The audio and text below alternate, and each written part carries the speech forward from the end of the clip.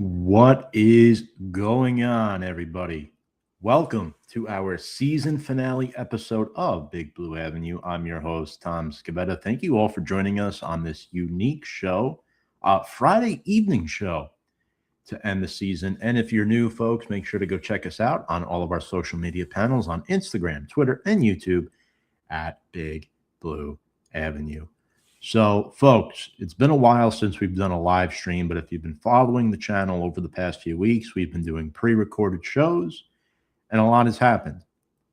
Giants finished the season 4-13, 2-game winning streak. They have agreed to principle with John Harbaugh to be the next head coach. Details and contracts still being discussed at this time. There have been some loopholes that the Giants are trying to work through right now. A lot of the infrastructure of the personnel and the organization itself, they are still working at this hour, at this very minute, to try and get this deal done. But first and foremost, folks, if you're watching, make sure to like this video, help out with our Facebook algorithm. Make sure to share with your friends and family. We appreciate all of your support. So let's talk about John Harbaugh. News broke Wednesday evening, right around midnight. I was still awake. I was shocked. That the Giants actually got him. Like, it really didn't hit me that they're like, okay, well, we know it's not official yet, but they agreed to this. Like, really? The Giants, out of all these teams, there's 9 head coach openings in the NFL right now. 9. And if you take the Giants out of the equation, there's still a quarter of the league left without a head coach. So the fact that Harbaugh chose the Giants over 7 other teams, not including the Ravens, of course, where he was let go from, is impressive. And why did he do that? Jackson Dart, Cam Scatterbo, Malik Neighbors, Abdul Carter, Brian Burns. There's pieces in place for the Giants to be very successful. Young pieces, I should add. Now, Harbaugh is ready to accept the deal. There were some things that probably should have been discussed on the interview that were not. Gary Myers on Twitter is telling everybody, calm down. The deal is going to get done. They're just not there yet. The intro presser is supposed to be sometime on Tuesday. Now, is it a lock that Harbaugh is going to be the next head coach of the New York Giants at this hour? No. Do I think he will be? Yes, I do. It's complicated. This is a business, right? There's a lot of things that go on. They had Tom Coughlin call John Harbaugh. Eli Manning was reached out to through Peyton Manning. Harbaugh reached out to Peyton Manning. Peyton reached out to Eli. Eli calls John. They speak on the phone. He endorses the Giants. Brian Daboll, the outgoing head coach, also contacted John Harbaugh, saying great things about the Giants organization, despite being fired from Big Blue during the middle of the 2025 season. Now, sources say that Manning told Giants owner John Mara over 2 months ago that the team needed a head coach with experience who had seen it all there is to see in the NFL and could take control of the building. None of these, let's give this young guy a chance and see what he can build. That's failed the last 4 times.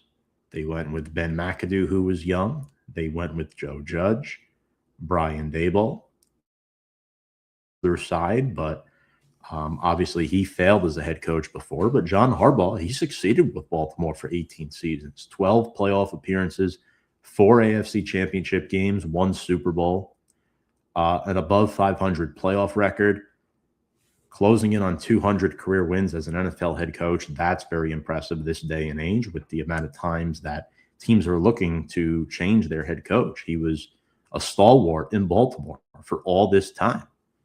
And it's coming into fruition now that if they work out the kinks of this deal, He belongs to the Giants. And the Giants got him. So there's also a rumor that Jackson Dart met with John Harbaugh for 2 hours. Jackson Dart is a big reason why the Giants are an attractive destination right now. The big thing is changing the culture, right? Now, a lot of people say, oh, well, the Giants shot themselves in the foot winning the last 2 games of the season. My personal opinion, that take could not be more wrong. I am anti-tanking, and here's why. This team was very talented.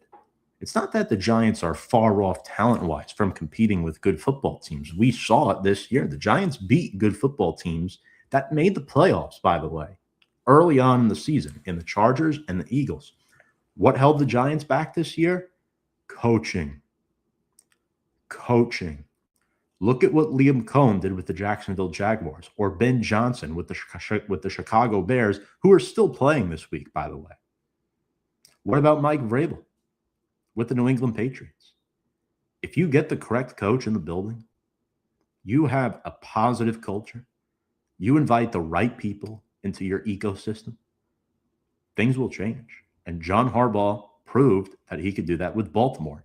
Is he the same John Harbaugh of 18 years ago? We don't know, right? I'd imagine that he still has a good swing in the locker room. Baltimore had a down year this year, and they still finished 8-9. I think Giants fans would kill for 8-9 next year. Take a step in the right direction. Be competitive. Compete with the Eagles for the division. That's what this fan base and this team deserves.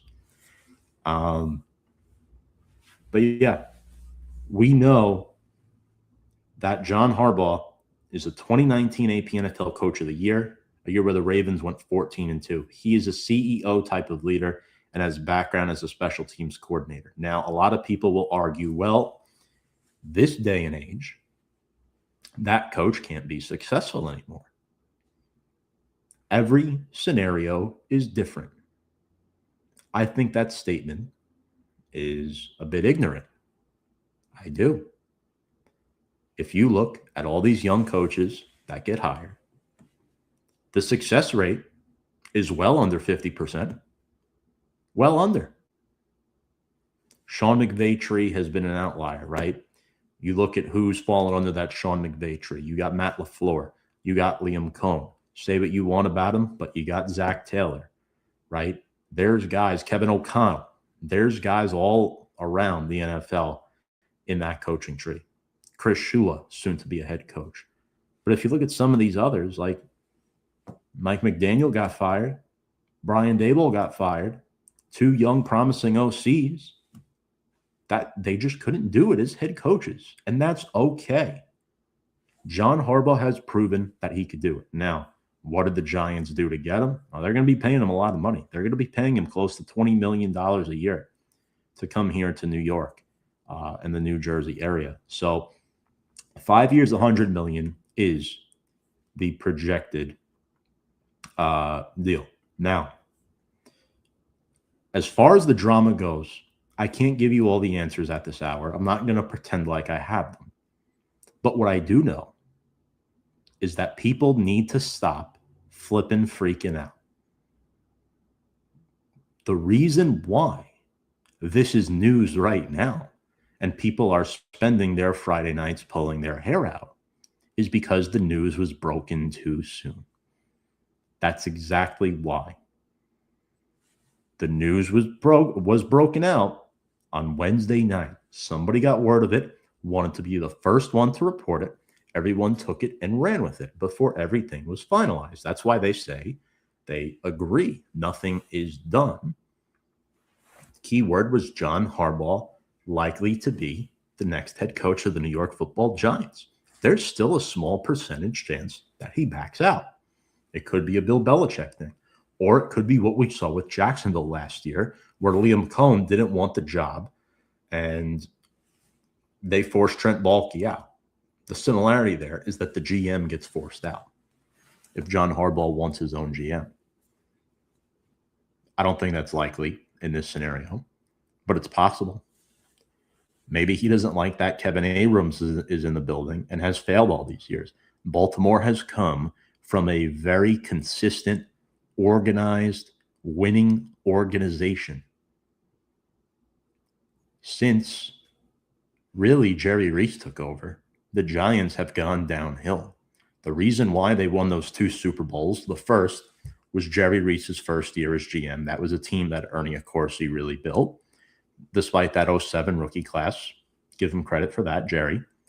And then 2011 was carried by Eli Manning and a few good stars on the defense like Tuck and Osi. They were carried by the talent that was still remaining from the Ernie Accorsi drafts. So Harbaugh is used to winning. The Giants haven't had, in my personal opinion, a consistent positive culture since the days of Ernie Accorsi. Now, how do you fix that? You get the right people in the building. This is me playing devil's advocate and theoretically speaking, where Harbaugh could be like, yeah, you know what, Joe? I'm not interested. I want my own GM. What happens if you get fired? What happens to me? What if the new GM doesn't want me? You're on thin ice, Joe. You made more mistakes than you should have your first couple of years. It could be something that's on John Harbaugh's mind. Comment here from Nelson. If Joe Schoen is the problem, get him out. If is the real question. I feel like a lot of people just assume this is on Joe Schoen. You can't prove it, though. It could just be something logistical. And like I was just saying, guys, the news broke too early, and everyone's freaking out because it's not done yet. This is what happens in this day and age in the year 2026 when everybody wants to be the first to get the story out and get the clicks. That's why we're sitting here on Friday night doing this live stream, because there is a lot to dissect and a lot to talk about. We know Harbaugh wants Todd Monken as the new offensive coordinator. Let's move on to that. Obviously, Giants have a way to go. Harbaugh has to agree. He has to sign. Monken, really good track record with Baltimore. Their OC from 2023 to 2025. I really like what he brings to the table.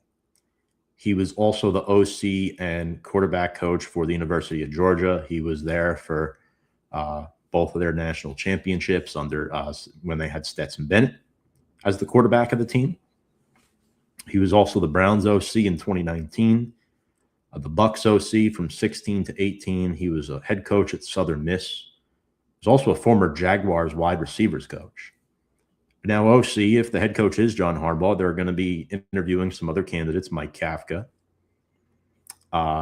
Nathan Scheelhaas, Cliff Kingsbury, Tommy Rees. There's a lot of names out there that the Giants could be looking at here. Maybe even Zach Robinson, outgoing OC for Atlanta. I mean, unless Atlanta decides to keep him. Do we use Rooney Rule to get Todd Monken? Well, it does apply to an extent to coordinators, but yeah, we can't even think about that yet, guys, until they get this Harbaugh thing done. But yeah, Todd Monken is likely the OC. Anthony as the defensive coordinator, reports say. Again, this is very early in the process. I'd like for them to at least interview Charlie Bolin. I didn't think he did a terrible job. I think at very worst, he deserves an interview saying, hey, if we don't give you the DC, would you be willing to stay on the staff? I thought he did a serviceable job the last few weeks. I thought the run defense improved. Absolutely. But folks, let me know if you have any other comments on the John Harbaugh situation. Obviously, I got my social media open, waiting to see if anything gets posted while I'm doing the live show here, one-man show tonight. So yeah, we'll do the best I can to make sure we get that information out. Now, on to some other stuff. Let's get into our season awards. Well, obviously tonight, this is sort of an off-season preview, but I wanted to address the freshest news first with John Harbaugh. And we'll obviously update you as things go along, as long as we're live streaming. So, season awards. This year, we're going with the MVP, Offensive Player of the Year, Defensive Player of the Year, and Rookie of the Year. These are my personal choices. These are not the Giants' choices or anything else. It is me, my personal choices. All right, so let's talk about it. I think obvious for MVP, you got to go with Brian Burns. He was the most valuable player on the team this season. He led the team with 16.5 sacks and 22 tackles for loss. He also had 5 games with multiple sacks this year, paired in with 3 forced fumbles. Finished second in the NFL in sacks, just behind Myles Garrett. This is a guy that really showed out this season. I was very pleased with his performance. And all in all, I mean, I think that whole pass rush unit really struggled as a whole this year. Yet Brian Burns is just so talented that he's able to get to the quarterback with a lackluster scheme. So, yeah, that's what I think it comes down to. Offensive Player of the Year, I chose Wan'Dale Robinson. First ever 1,000-yard season, played in 16 games with 92 catches. Both of those numbers led the team. 386 yards after catch. He also had 14 big play catches. There's a chance he doesn't come back next year. I hope he does. I hope the Giants re-sign him. It'll be interesting to see what they do with that. I think he deserves a new contract. I'm not 100% sure what the current situation with that is. We have to get a new coaching staff in first to evaluate this current roster and see how they could fit in under this new coaching staff. Defensive Player of the Year, once again, same guy who I chose as the MVP. It's Brian Burns. I really think that Burns is going to be here for a very, very long time. I think there are other players on the defense that deserve some recognition as well. I think Bobby Okereke had a bounce-back season. I thought Abdul Carter came on late in the season.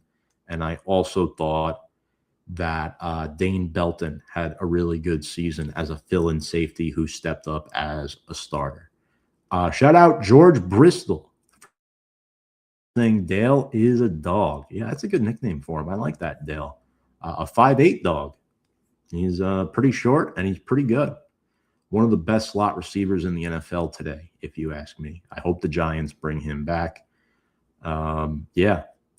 Obviously, we've had George. We've had you on a few times this season. You've been a great guest, so I do appreciate you and your comment. Folks, if you're watching and you want to drop a comment, ask me a question on anything, the Harbaugh situation, this past Giants season, what we're going to expect to see in the offseason, would be happy to answer that. All right, Rookie of the Year. I think it's pretty obvious who I am going with. It is none other than Jackson Dart. 25th overall draft pick, started 12 of the 17 games this season. Obviously, Russ started the first 3. Jameis started 2 while Dart was out with that concussion. He went 4-8, Jackson Dart. That's all. Well, 3 of those 4 wins were without Malik Neighbors. 2 of those 4 wins were without Cam Scadden. He was playing with a lot of house money, and he still found a way to win football games. I mean, I think that's pretty darn impressive, if you ask me. There was a lot working against him this year, and he still balled out. Balled out. There's no other way to put it. 2,272 passing yards, a 64% completion percentage, 15 touchdown passes to just 5 picks. Now, he was sacked 35 times. That's something you want to see in the offseason if the Giants are able to get him to learn how to avoid pressure, how to take less hits. I will say when he does get sacked, it's usually from him running towards the line of scrimmage and losing minimal yardage. So Dart, despite him getting sacked that high number of times in just 12 games, he did not lose as much yardage that the average quarterback would when they get sacked 35 times. Rushing-wise, Dart rushed for 487 yards and 9 rushing touchdowns. This is a guy who almost single-handedly brought the Giants into Denver and out of Denver with a W this season. They almost won against Chicago as well. I mean, there's a lot of teams that are still in the playoffs that the Giants should have beaten. The Bears and the Broncos, to name two of them. So, yeah, look out next year for Big Blue if the Giants do get this head coaching hire correct. All right, folks. Now, we talked about our season awards. We talked a lot about John Harbaugh. Let's get to our top 10 player reveal of the season. We'll start from 10 and work our way up to number 1. So, at number 10, second year player on offense who I thought produced at a respectable level. He's got some drop issues, but I'm going to go with Theo Johnson. He, outside of Wan'Dale Robinson, he was the number 2 option this season. It was supposed to be Darius Slayton. Really, Wan'Dale was supposed to be number 2. Things obviously changed, and Theo Johnson, I thought, did an awesome job filling in as that number 2 option. I don't know if he's a long-term starting tight end in the NFL, but I definitely think at worst he's a really good 2. I do think he has starting capabilities, but the Giants are a team that needs to utilize their tight ends. And I think this season, the Giants utilized their tight ends a lot more than I thought they think they would, right? We even saw Daniel Bellinger involved a lot this season in the passing game, who's more of a primary blocking tight end. So, yeah, shout out to Theo Johnson. He also led the team with 5 touchdown catches on top of his 528 receiving yards. So, shout out to Theo. He will be entering year 3 next season. Next up, at number 9, this might come to a surprise for some of you. I'm going with safety Dane Belton. I thought he was our best safety this season. Out of the 3 safeties that play consistently, he is paid the least by a significant amount, and he performed the best. He is finishing out a contract year. I don't know if he will return next year, but he played in all 17 games, made 120 tackles with 4 forced fumbles. He's an exciting player. He's a guy who can be a starter in 3 safety sets. He's a guy who can be an ace on special teams. I look forward to what the future holds for him, whether if it's with Big Blue or if he's in another jersey next season. I'd like to see him remain with Big Blue, even if it's in a backup role. Next up at number 8, I thought this guy had a really good season after a flop in 2024. I felt like he was our second best offensive lineman this season. And no, it is not Jermaine Illuminor. It is Jon Runyan. Now, why did I choose Jon Runyan? Well, he did not miss a single offensive snap all season long, and he only committed 3 penalties all season. He is a surefire guard at the NFL level. Going into 2025, a lot of people wanted to move off of Jon Runyan after this season. He is one of the better pass blocking guards in the NFL, and he is also a big reason why JMS has improved. He has 2 really good veteran guards to each side of him.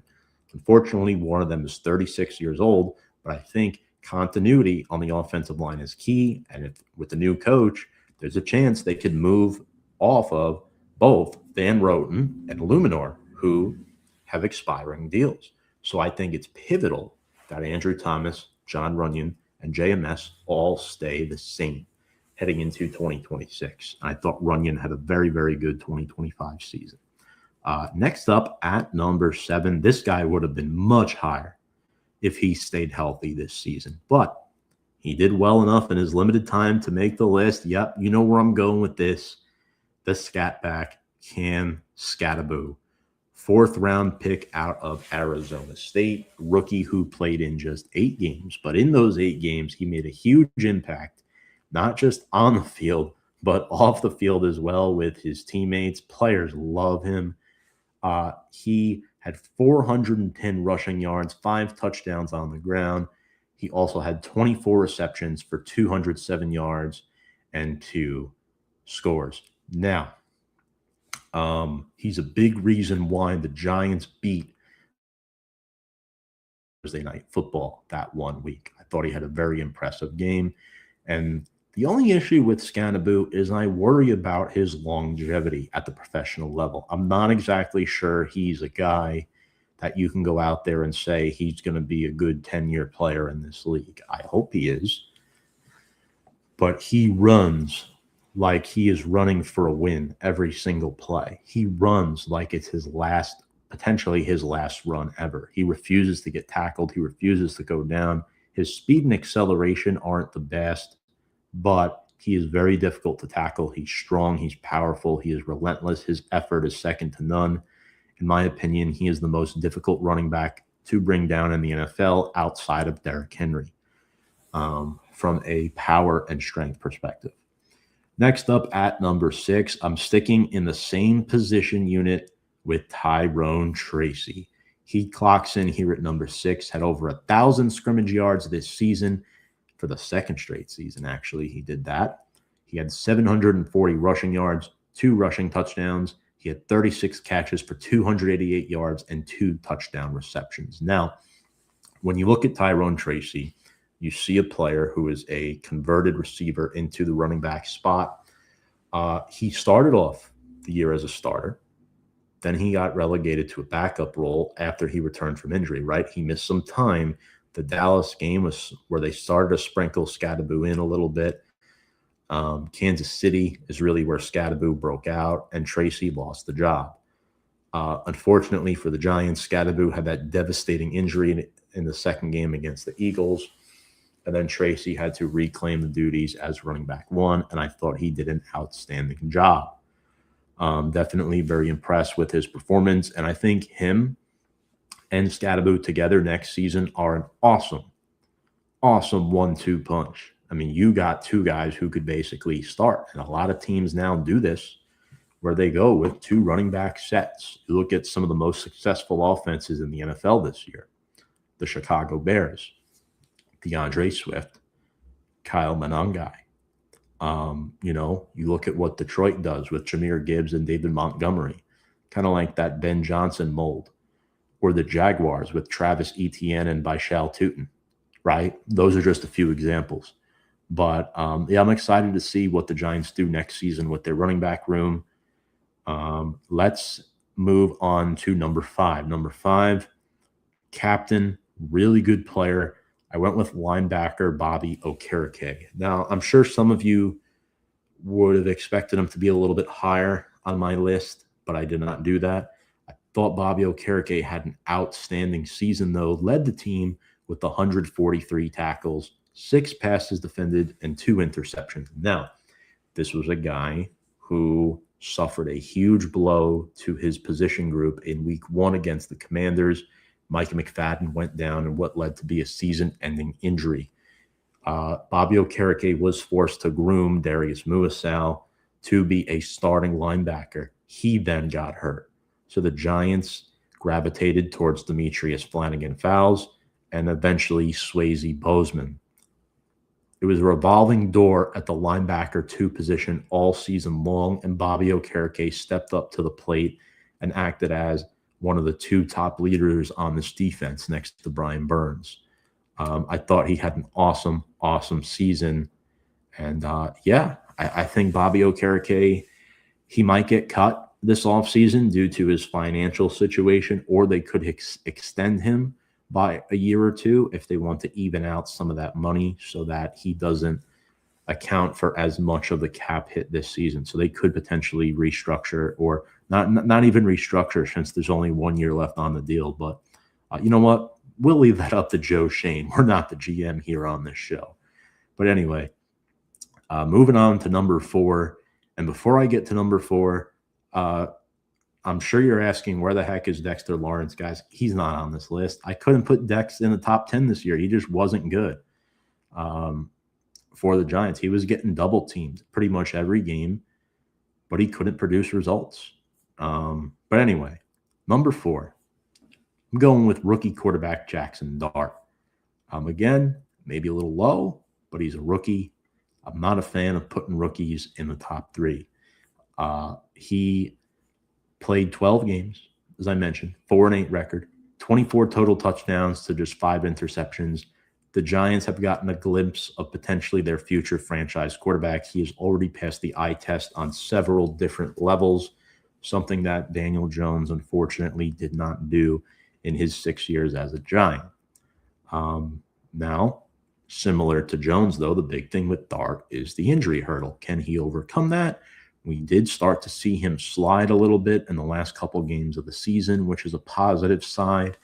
And his aggressiveness, his inability to accept losing are just things that I love about this guy. He is a winner. He is a baller. He is a dog. And that is why he is top 4 on this list. We definitely saw Jackson Dart this year earlier than I would have liked in week 4 against the LA Chargers, but we probably lose that game if he doesn't play. Even though Daboll got fired this year, I want to shout him out for that because he picked a good week to start. Jackson Dart beat a couple playoff teams this year. Should have beaten the Bears. Should have beaten the Broncos.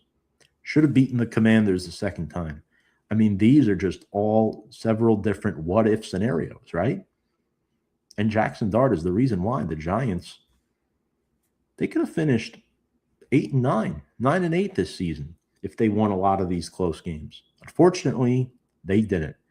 And they need to learn how to win football games in the next season. So, down to our top 3 here at number 3, I'm going with one of my favorite Giants, one of the longest tenured Giants in left tackle, Andrew Thomas. Now, he missed week 1 against Washington, and he missed the last couple games of the season. But in 13 games started, he played 92% of the offensive snaps, only 2 penalties all season long, and really only given up 1 sack all year. He's awesome. I don't even think he was listed on the All-Pro team, which is a disgrace. He gets robbed year after year.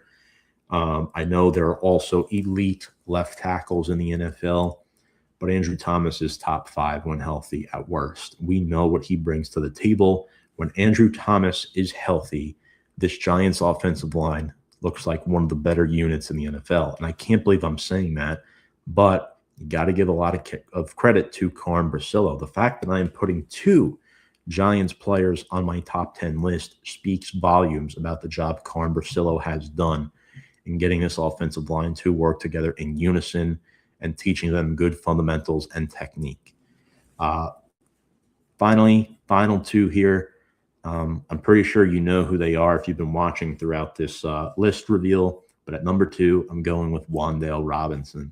This is a guy who had 92 receptions for over 1,000 yards. Both of those stats led the team. 4 touchdown catches.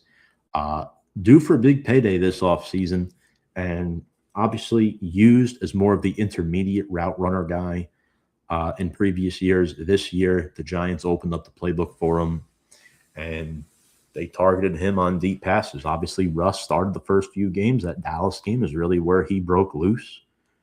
But, I think it's a credit to him. And it's also due to the fact that they lost Malik Neighbors early on in the season with the ACL. It forced Wan'Dale to become and evolve into more of a deep threat.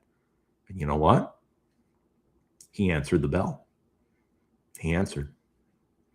And I thought he did a phenomenal job. Thought he did an excellent job. Wan'Dale Robinson, please return to the Giants in 2026. All right, folks, finally, this one's obvious. Brian Burns at number 1. So leading the team with 16 and a half sacks is impressive. But one thing that gets overlooked about his game, guys, it's his ability to stay healthy every single season. Kayvon Thibodeau has had health issues since entering the NFL. He can't get through a full season without getting hurt. Abdul Carter, rookie, inconsistencies. Brian Burns was consistent all season long. Sure, he went a couple of weeks without a sack, but he was still getting pressures. He was still getting QB hits. 3 forced fumbles on the year. He's really good with his hands, swatting passes down. He had 7 pass deflections this season, and he's really good in the run game. His tackles for loss don't just come on sacks. They come in the run game, too. He's a good plus run defender. He's able to beat better offensive tackles in this league en route to the quarterback, and that made a lot of offenses uncomfortable. And he had to deal with a lot of adversity this year, having, respectfully, a bad defensive coordinator, a bad run-stopping unit, and all in all, just bad coaching, bad scheme. It was a whack scheme.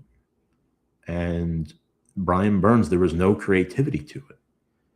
Brian Burns just went one-on-one with his man more often than not and got to the quarterback. Most guys can't do that. Most good pass rushers can't do that on a consistent basis, but Brian Burns did. I can't stress enough how impressive that really is. And that is why he is number one on my list. And I mentioned before the 5 games of multi-sacks. It's impressive. It's certainly impressive. So those are my top 10 players. We will just list them off here again quickly. Number 10, I went with Theo Johnson. Number 9, Dane Belton. Number 8, John Runyon. Number 7, Cam Scatteraboo. Number 6, Tyrone Tracy. Number 5, Bobby Okereke. Number 4, Jackson Dart. Number 3, Andrew Thomas. Number 2, Wan'Dale Robinson. And number 1, Brian Burns. So let's get into our off-season predictions before we wrap up this show. I think there's a lot to unravel here. Obviously, my first big off-season prediction is looking like it'll be true, that John Harbaugh will be the head coach of the Giants. Other off-season predictions, I think Todd Monken will be the offensive coordinator. I think Carm Brasillo will return as the offensive line coach. I also think the Giants will not only retain wide receiver Wan'Dale Robinson, they will find a way to re-sign linebacker Micah McFadden, who I think, if the Giants do bring on one of these former Baltimore assistants on as their defensive coordinator, I think he fits perfectly in the scheme.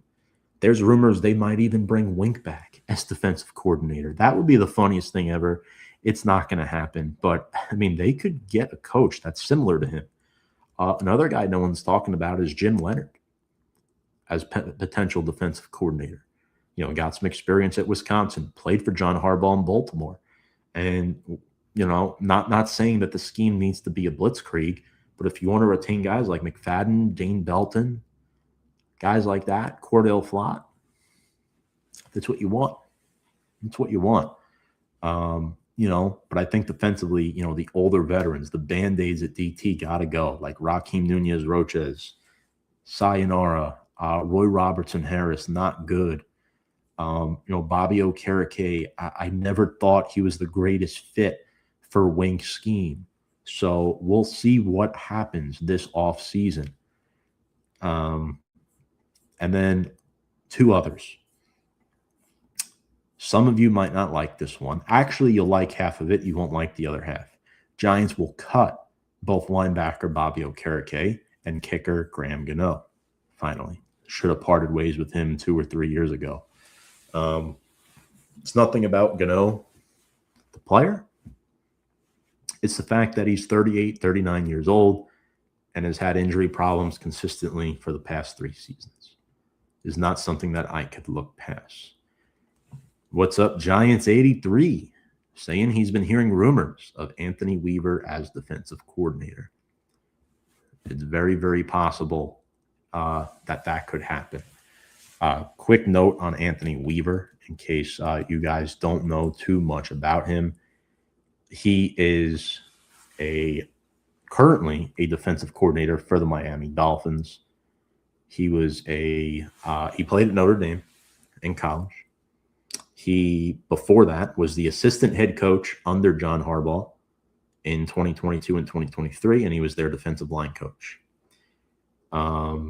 He had an interesting role in 2021 where he was not just the D-line coach, he was also the run game coordinator. So a little interesting fact there about him.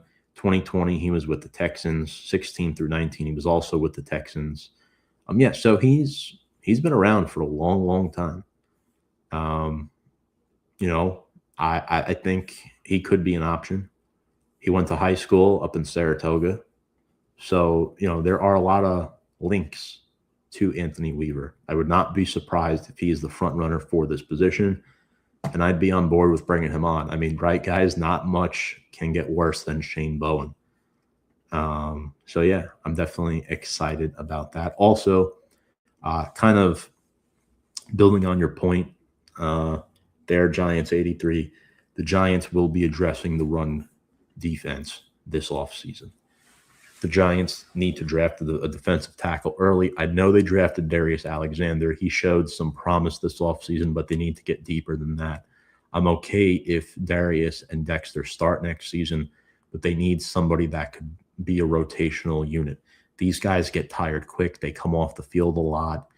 Dexter Lawrence is getting double teamed almost every play. You need depth at this position. You need 3 or 4 good defensive tackles that can play.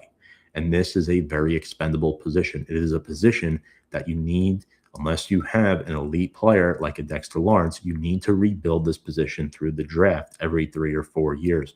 Joe Shane did not do that until this draft in 2025.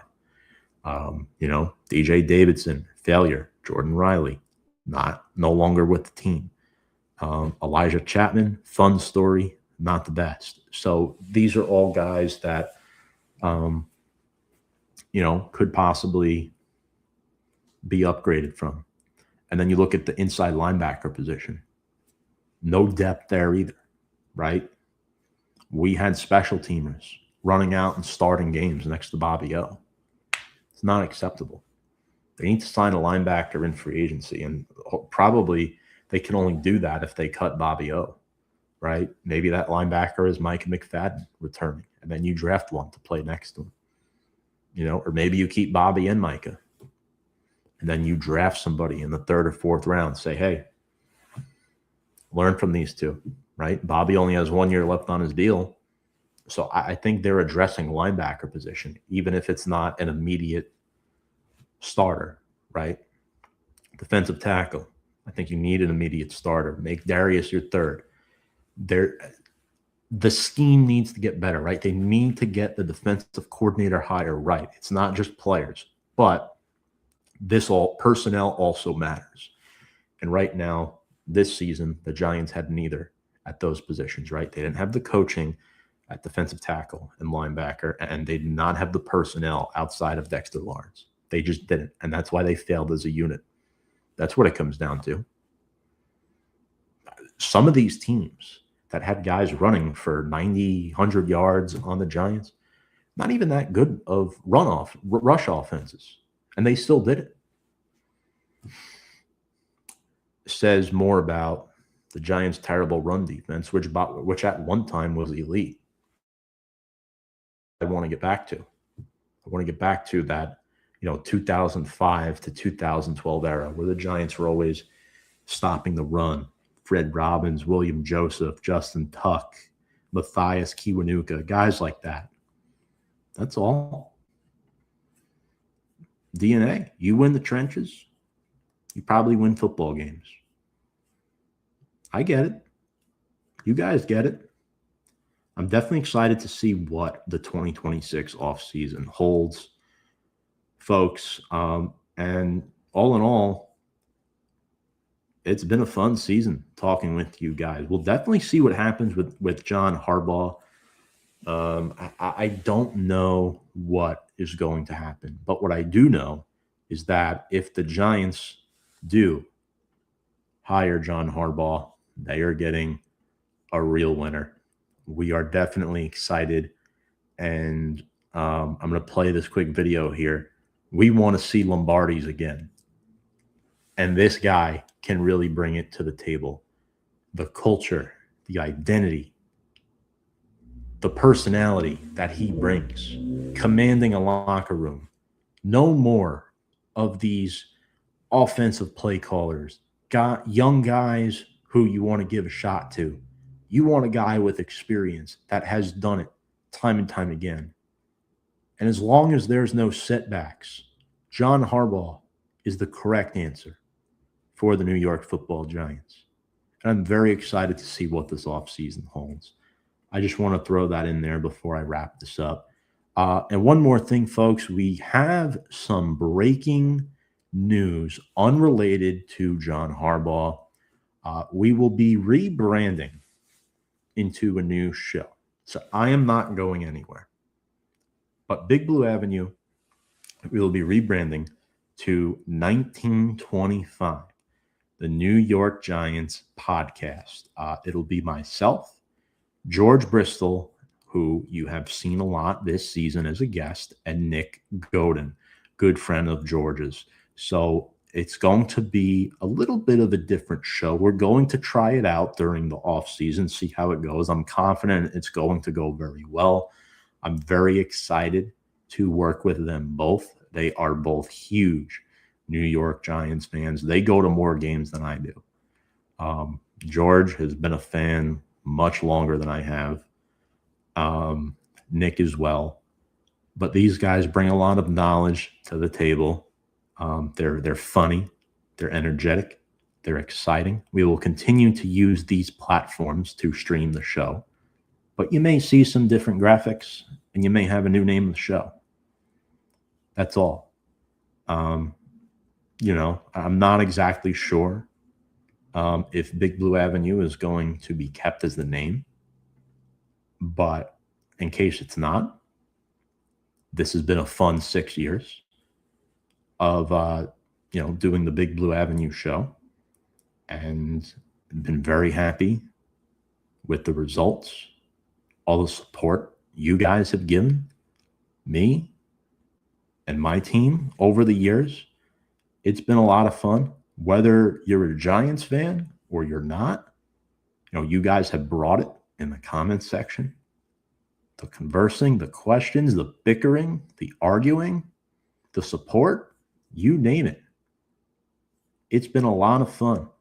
And George with a comment saying, come along for the ride. Come along for the ride. We're very excited to launch this new podcast. Make sure to go follow 1925, a New York Giants podcast. We are on Instagram. There is a Facebook page. The Big Blue Avenue YouTube page is where you can find 1925. We may be changing the logo. We might be changing the name at some point. We will let you all know. This isn't just going to be, we're going to change it. We're going to let you all know. Like I said, I am not going anywhere. I will still be around talking New York Giants, putting out New York Giants content. We'll be putting up YouTube videos as things happen. But it's a little bit easier for me to work with two other guys, because this season it's been a little rough doing a show by myself and, trying to get a guest on every week while working a full-time job. It gets a little rough. And sometimes working with guys that you think can bring a lot to the table certainly makes things much easier. And I think it's going to be a great time. Little unhinged, informative, professional discussion, and let loose a little bit. Have fun, right? Just like guys at a bar talking about the Giants. You still bring the information. You still bring the stats. I'm excited for that show. I love this show. I'm excited for the future. Let's hope that they seal the deal with John Harbaugh and can move forward, filling out their coaching staff, and then we could move on to 2026 free agency and then eventually the NFL draft. It's going to be a lot of fun. You're all a lot of fun. If you want to follow 1925 and Big Blue Avenue, you want to, check out some of the episodes from the season. We're on Instagram, Twitter, and YouTube at Big Blue Avenue. None of those handles are going anywhere, guys. They are always up. Appreciate you all. Love one another. And for one last time this season, without further ado, let's go Big Blue.